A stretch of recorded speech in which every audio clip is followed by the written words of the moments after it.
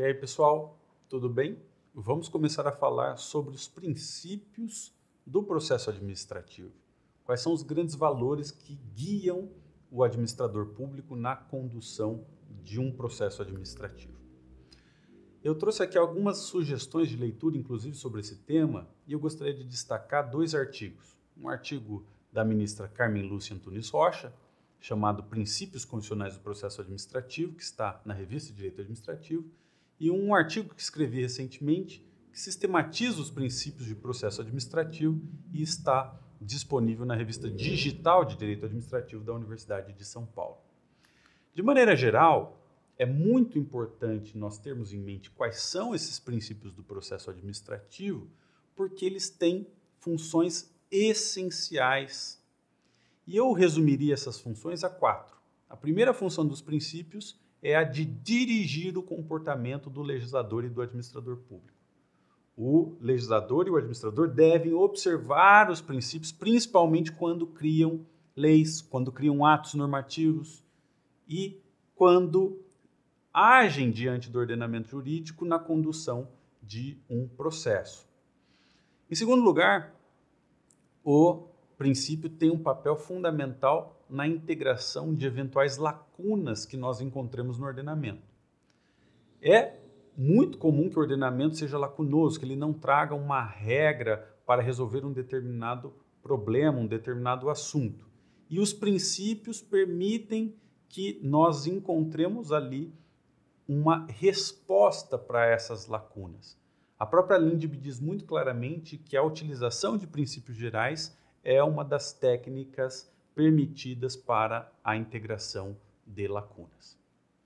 Em terceiro lugar, os princípios alinham a interpretação do ordenamento. Nós temos inúmeros órgãos, inúmeras entidades, inúmeras autoridades que atuam no âmbito estatal e para que todas as atividades interpretativas tenham uma certa articulação, uma certa coordenação, uma aderência, os princípios têm um papel fundamental. Os princípios levam todos os órgãos, entidades e, principalmente as autoridades, a rumarem num sentido específico.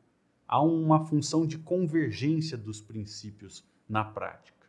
E, por fim, eu também diria que os princípios têm uma função no controle. Hoje nós sabemos que é perfeitamente possível condenar um determinado indivíduo, seja ele um agente público ou mesmo um administrado, uma pessoa física ou jurídica que se relaciona com a administração, pelo fato de que o comportamento dessa pessoa é conflitivo, ou melhor, é contraditório a um princípio que guia a administração pública. Então, portanto, o princípio ele também serve como um parâmetro para se afirmar a licitude ou ilicitude de um determinado comportamento de uma pessoa física ou jurídica que se relaciona com o Estado. Os princípios têm funções muito relevantes e é por isso que eles jamais podem ser esquecidos. Não existe ordenamento jurídico no mundo feito só por regras. Isso é completamente irreal. Os princípios são fundamentais para dar essa adaptabilidade, essa dinamicidade ao ordenamento jurídico e para fazer que os comportamentos criativos, interpretativos e executórios dos vários agentes estatais rumem numa certa direção convergente. Bom, feitas essas observações, vamos falar um pouquinho dos princípios em espécie. E eu começo aqui com o mais importante deles, que é o princípio da ampla defesa.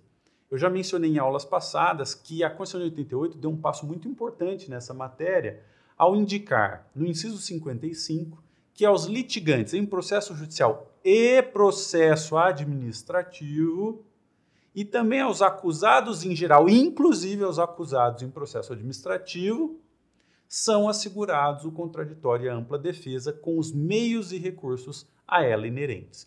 Então, notem que interessante.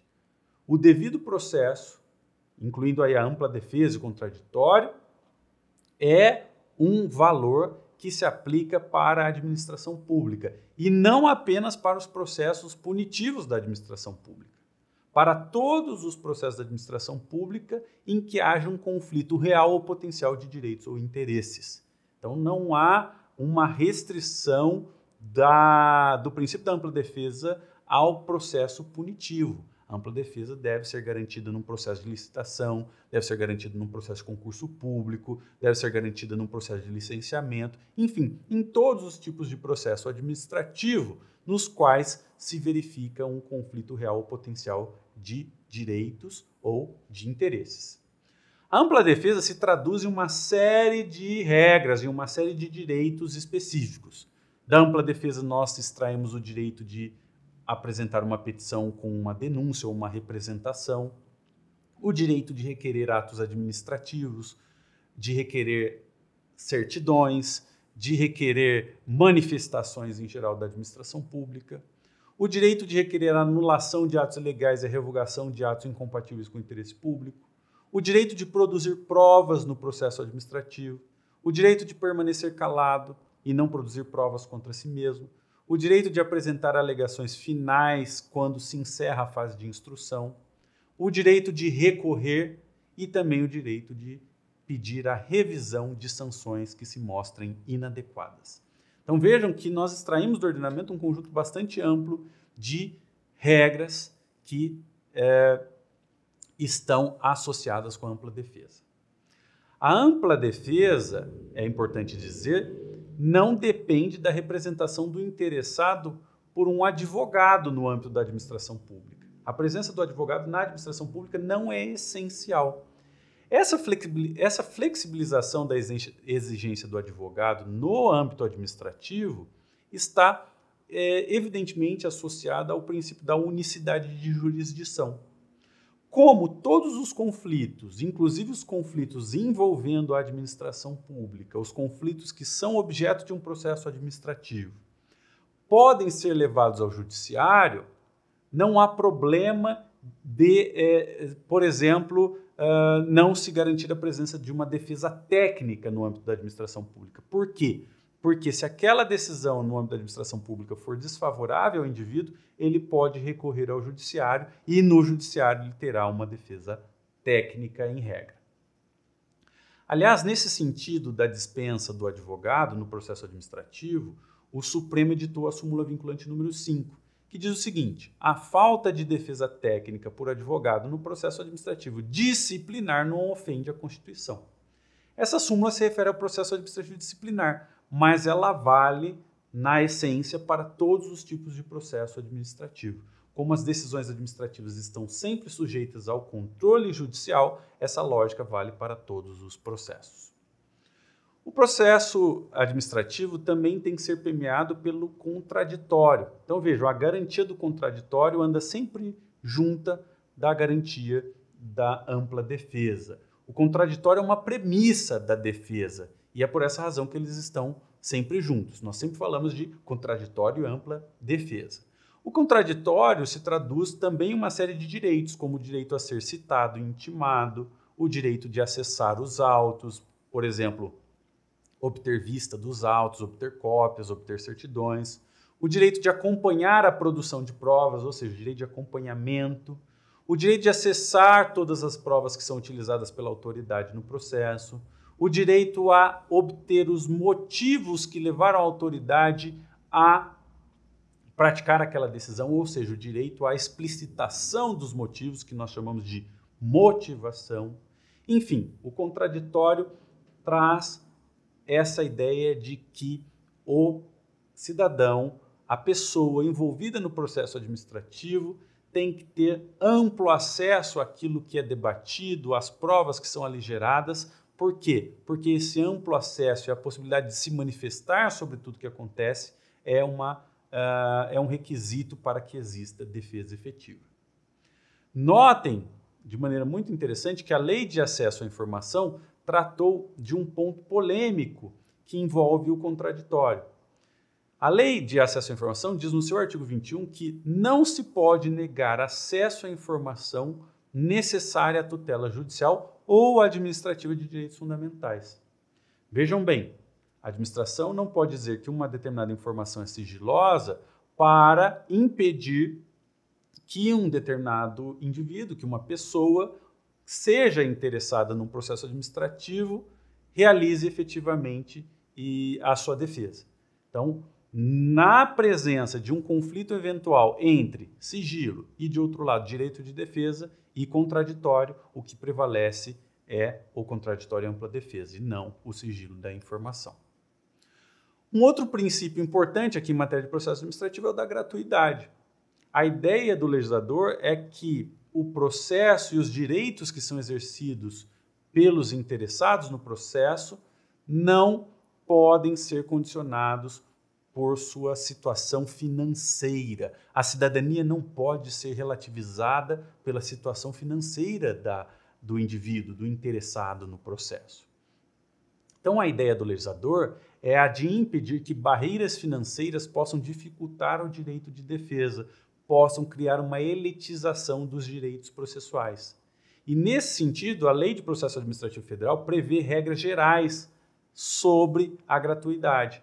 Vejam lá, o artigo 2º, parágrafo único, inciso 11, e também o artigo 56, parágrafo 2º, são claros ao consagrar a gratuidade no processo.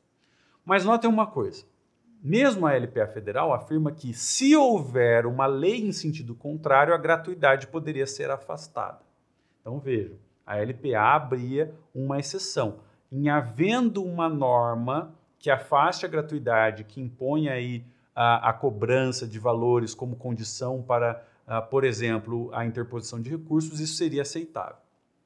No entanto, tomem cuidado, porque o Supremo editou a súmula vinculante número 1, afirmando que é inconstitucional a exigência de depósito prévio ou arrolamento prévio de dinheiro e bens para admissibilidade de recurso administrativo.